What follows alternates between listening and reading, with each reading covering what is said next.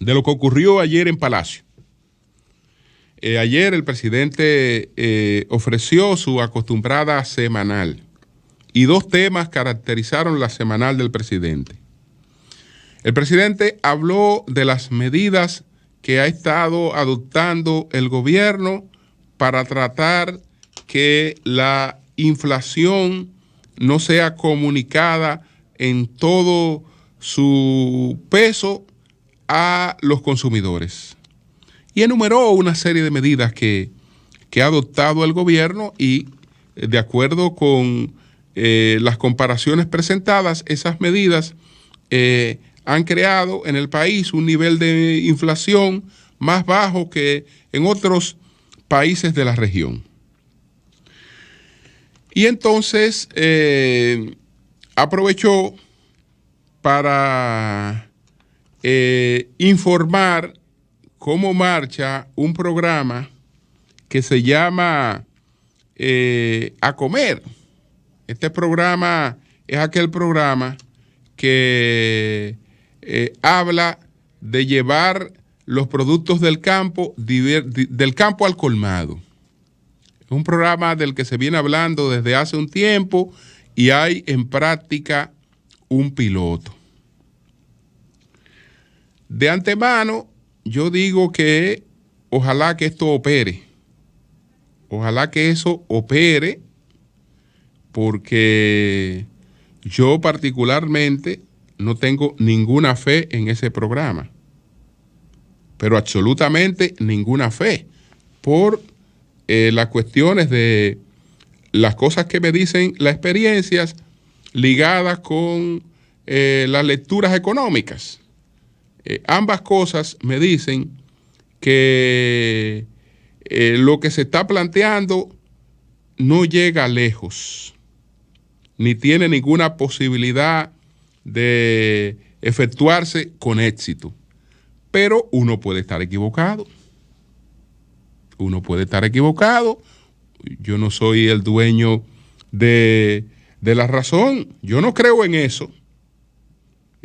Por una convicción cuasi filosófica, porque hay un punto de partida que para mí es incorrecto. ¿Cuál es el punto de partida que para mí es incorrecto? Que todas las actividades económicas, absolutamente todas las actividades económicas son legítimas. Y el gobierno es un estimulador absolutamente de todas las actividades económicas. Y la intermediación es una actividad económica que lo único que hace es que le aporta riqueza a la economía. Y todos los modelos que han pretendido prescindir de ella han fracasado. Hay los mecanismos naturales de intermediación, que esos mecanismos lo que hay que hacer es que regularlos. Pero no puede pretender sustituirse, porque todo lo que se ha experimentado como sustitución ha colapsado. Ha colapsado. Pero señores, no lo digo yo. No lo digo yo. Yo he hablado varias veces de una obra de economía que para mí es una obra clásica, de por sí es una obra clásica. Pero yo la tengo como el mejor libro de economía que haya leído y se publicó en el año de 1938.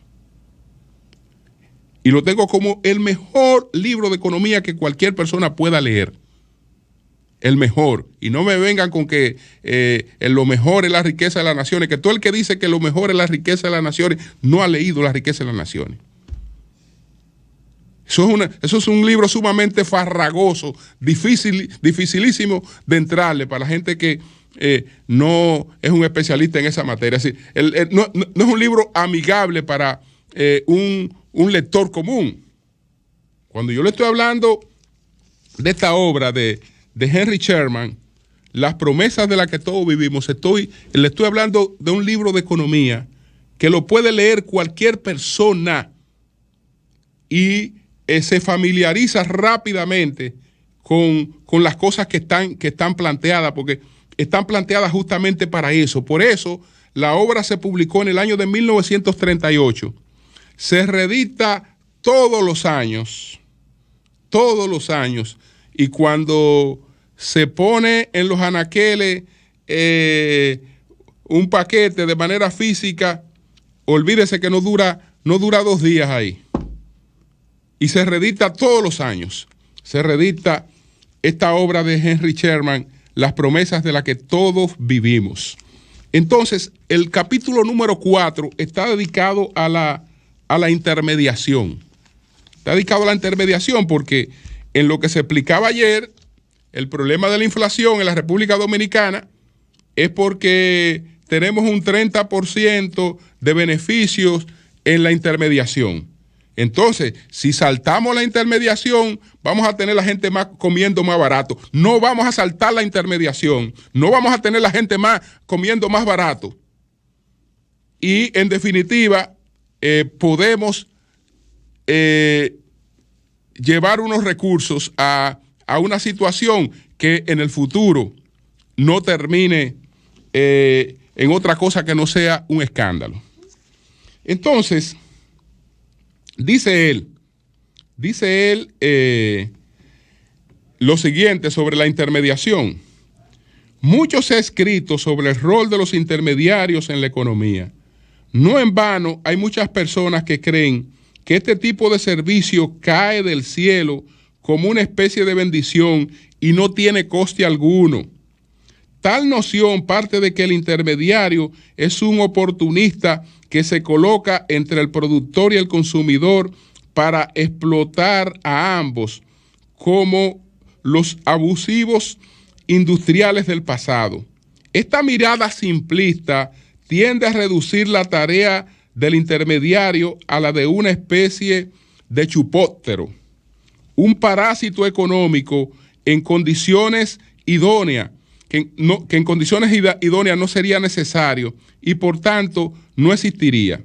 Por equivocada que sea, esta creencia está presente entre muchos productores y consumidores en mayor o menor grado. De hecho, esta creencia no se queda solo en la mente de las personas, sino que motiva debates que luego dan pie a medidas políticas. Un ejemplo de ello lo tenemos en los primeros años de la Revolución Rusa.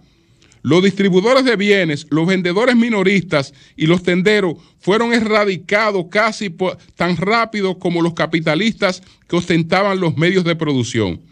Parecería evidente, bajo esta lógica teórica, que el intermediario era simplemente un actor económico sin escrúpulos que se enriquecía a costa del trabajo de los demás. El grado de tal enriquecimiento se acostumbraba a calcular comparando lo que cobraba el productor con lo que pagaba el consumidor. ¿Para quién iba la diferencia? Obviamente para el intermediario, es lo que se dijo y lo que se explicaba ayer. La eliminación de los intermediarios y el desmantelamiento de las estructuras empresariales capitalistas hizo que la economía rusa colapsase. El caos no tardó en llegar, la producción se desplomó y Lenin tuvo que proclamar la nueva política económica en la que, desde luego, cambió el chucho. Y la intermediación que pretendía anular la restableció de nuevo. Porque en la NET entendió el error de lo que él pretendía hacer. Todo se dañó después porque vino Stalin y Stalin volvió de nuevo a lo mismo. Y ya ustedes saben que en términos económicos lo único que fue la Unión de Repúblicas Soviéticas fue un desastre. Es decir, tuvo, digamos, éxito en otras áreas, pero en términos económicos de la vida de la gente, todo eso fue un desastre. Eso fue un desastre. Entonces, ¿cuál es la creencia? ¿Cuál es la creencia? Porque cuando hablamos de intermediario, nosotros creemos que estamos hablando de gente rica que se mete mucho cuarto en los bolsillos. No, los intermediarios que se meten mucho cuarto en los bolsillos son los grandes importadores. Esos son los que se meten mucho cuarto en los bolsillos, los grandes importadores. Pero no es verdad que una gente que tiene 3 camioncitos para comprar plátano, que tiene que cogerlo financiado, y que se dedica a la actividad de dar viajes, que salen 80 camiones desde Constanza todos los días para el Mercado Nuevo, que salen cientos de camiones desde el sur para distintos sitios, es gente rica que se gana desproporcionalmente lo que no debería ganarse. No, esa es parte de la economía. Esa gente vive, mantiene su familia y mueve la economía. Entonces, tú no te me puedes presentar en una poltrona como que tú eres, como que el gobierno es enemigo de una parte de la actividad económica. No, usted no es enemigo, usted no puede ser enemigo de una parte de la actividad económica. Entonces, ¿cuál es el fondo de todo esto? ¿Cuál es el fondo de todo eso? El fondo de todo esto es el siguiente. El fondo de todo esto es que el financiamiento del sector agropecuario está estancado. Ese es el fondo de todo esto. El financiamiento del sector agropecuario está estancado.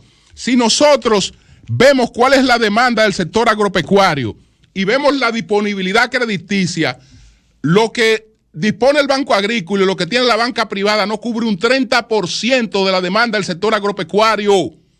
Es decir, nosotros no tenemos un 30% de la demanda cubierta del sector agropecuario.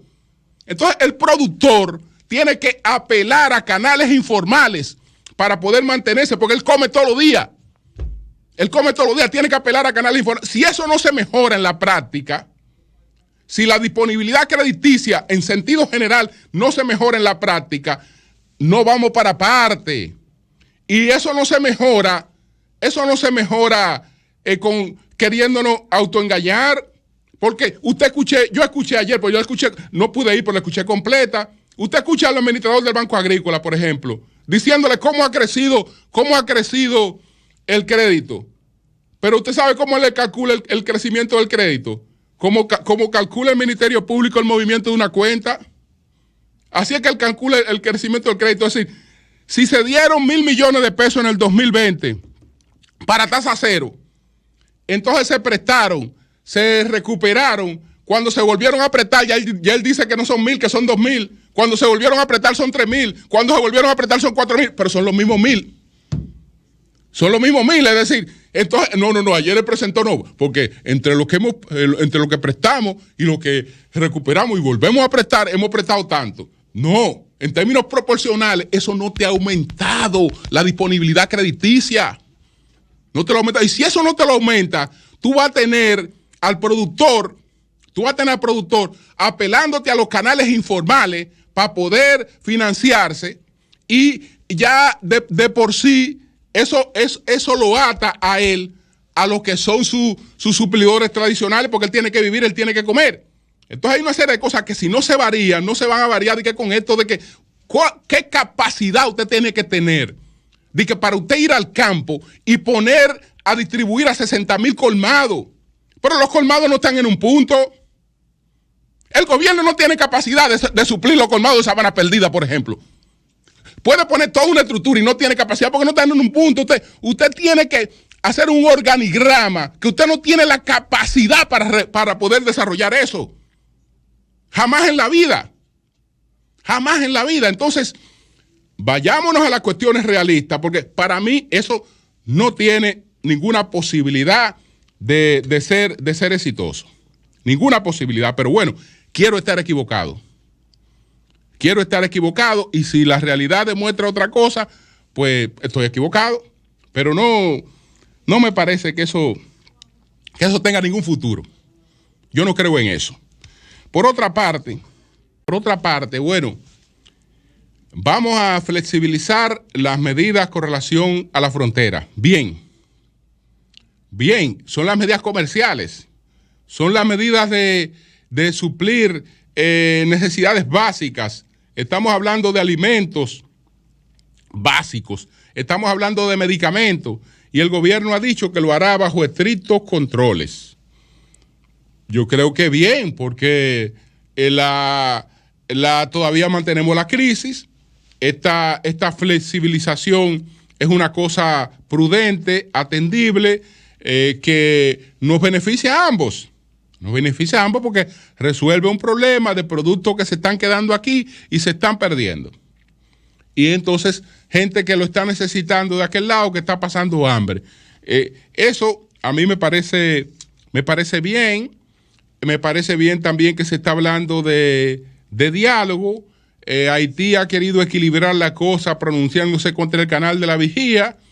Eso es más o menos buscando unas ciertas herramientas de diálogo que son convenientes, porque como la OEA ya se ha ofrecido, el gobierno de Haití apoyó esto, ambas partes tienen que buscar mecanismos para el diálogo. Entonces el gobierno haitiano ha dicho, mira, nosotros denunciamos la construcción del canal de la Vigía y nosotros denunciamos el canal del otro lado. Entonces ahí hay un mecanismo donde ambas partes disponen de herramientas para una negociación, un entendimiento entre las partes, que yo creo que vendría en el futuro. Más a esperar lo que ha de ocurrir cuando se produzca la intervención internacional de una fuerza en Haití. Entonces, me parece correcto lo que ha hecho el gobierno haitiano, correcto por parte de nosotros, que también hemos acogido, ya que el gobierno haitiano lo ha acogido, pues estamos en disposición todos de dialogar para buscar un canal diferente, porque los que quieren provocar una guerra entre ambos países son los que quieren que continúe el caos en Haití y quieren desviar la atención internacional porque para que la prioridad no sea la de la fuerza internacional que tiene que ir a pacificar un país que está en manos de pandillas que a lo que se dedican es al secuestro, al asesinato, a la extorsión y que son una base para el narcotráfico internacional. Entonces, evidentemente que no puede operar un país en manos de ese tipo de entidades y hay que hacer algo para que eso no funcione de esa manera. Entonces, señores, finalmente, porque se me va a quedar el tema internacional, pero finalmente, solo referirme a un aspecto de los resultados. Señores, hay un tema que ha sido coherente en los resultados de las primarias del PRM. Hay un tema muy coherente. Hay un tema coherente. A los alcaldes les ha ido muy mal. A los alcaldes les ha ido muy mal. Señores, alcalde que se ha presentado ahí, alcalde que le ha ido mal. Ahora acaba de ocurrir con José Montaz. La única diferencia con José Montaz frente a Andújar o frente a Manuel Jiménez fue que lo de los primeros fue con votaciones. Lo de José Montaz fue con encuesta. Pero José, ya se puede decir, antes no para no hacerle daño como amigo, pero José, si era por encuesta, perdía ampliamente. Y si era por votación, perdía como perdió. Y si era con las dos cosas, perdía con las dos cosas. Perdía con las dos cosas. Entonces, perdió el otro alcalde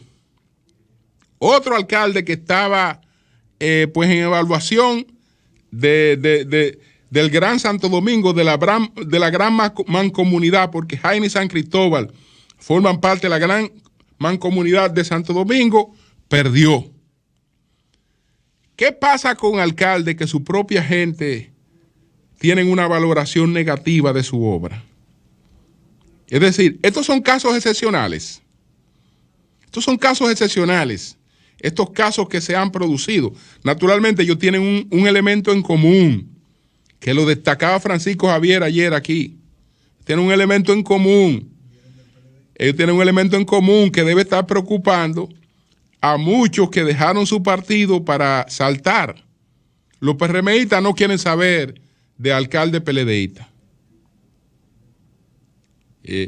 Ese era Andújar, ese era Manuel Jiménez y ese era José Montaz. Y ese era José Montaz. Entonces, ¿qué pasará con los otros? ¿Van a correr una suerte diferente a la que han corrido estos alcaldes? Lo dudo. Cambio y fuera.